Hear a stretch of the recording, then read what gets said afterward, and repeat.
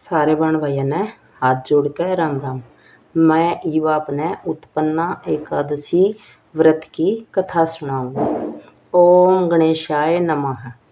एक बार भगवान श्री कृष्ण और युधिष्ठिर महाराज के बीच संवाद हो रहा था। युधिष्ठिर महाराज कहते हैं, हे भगवान, आप कहते हैं कि सहस्त्र यज्ञ करने से जो फल प्राप्त होता है उसकी तुलना मात्र एक एकादशी के व्रत से मिलने वाले फल से नहीं की जा सकती।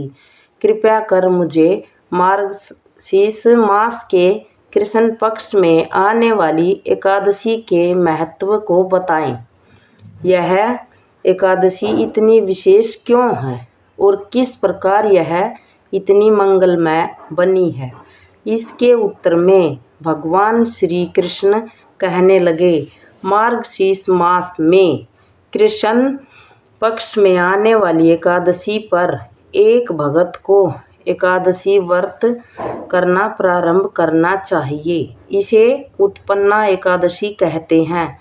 सतयुग में एक समय है, मूल नाम का अत्यंत भयानक दानव रहता था, जिसने अपने क्रोध और बाहुबल से स्वर्ग के राजा इंद्र सहित समस्त देवताओं को पराजित करके अपने नियंत्रण में कर लिया।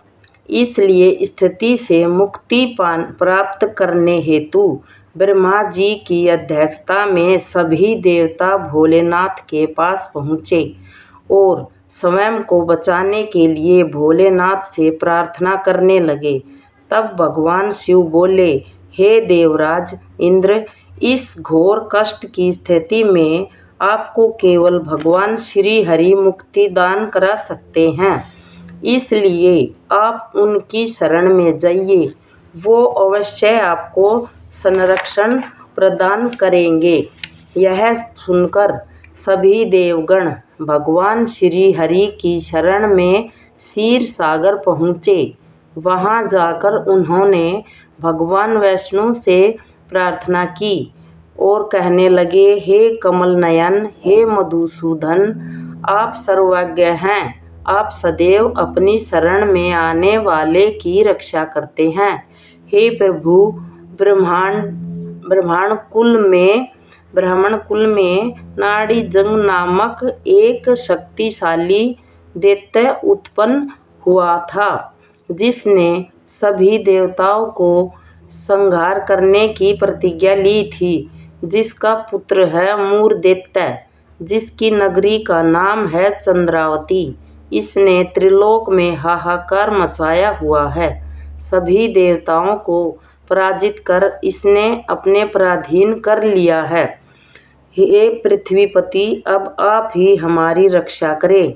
यह सुनकर भगवान श्री हरि भी क्रोधित हो गए और उन्होंने सभी देवताओं से कहा कि वो इसी क्षण चंद्रावती पर आक्रमण करें और भगवान स्वयं इस युद्ध का नेतृत्व करेंगे।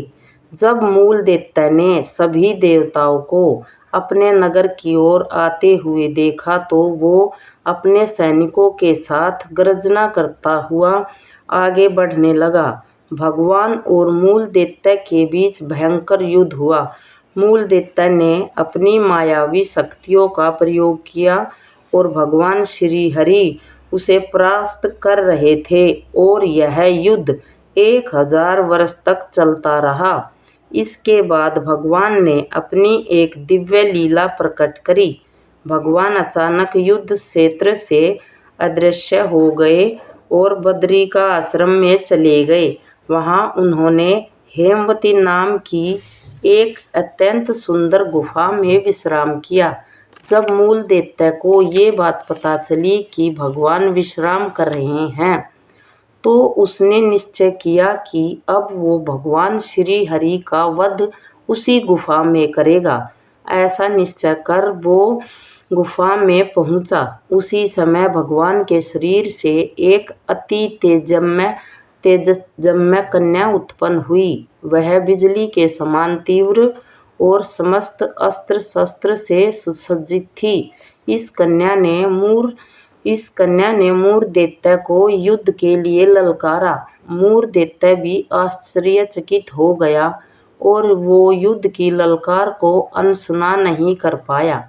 उसने भगवान को छोड़कर उस कन्या से युद्ध प्रारंभ कर दिया।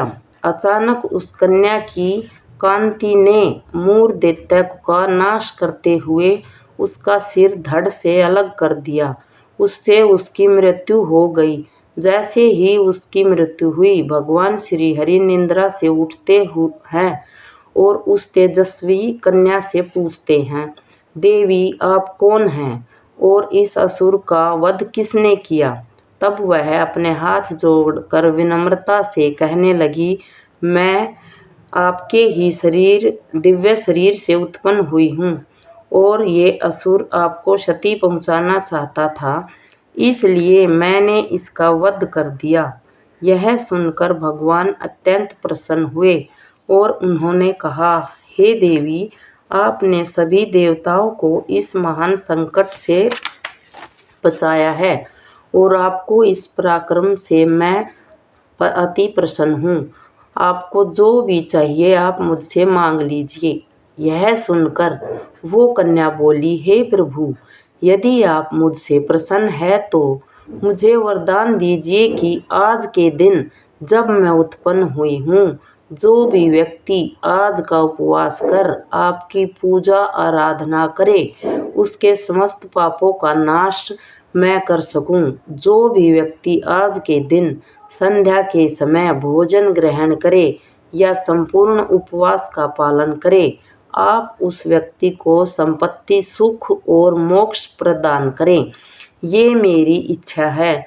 यह सुनकर भगवान बोले, हे देवी, आप मेरी आध्यात्मिक शक्ति के रूप में कृष्ण पक्ष के 11वें दिन उत्पन्न हुई हैं, इसलिए संसार आपको उत्पन्ना एकादशी के नाम से जानेगा।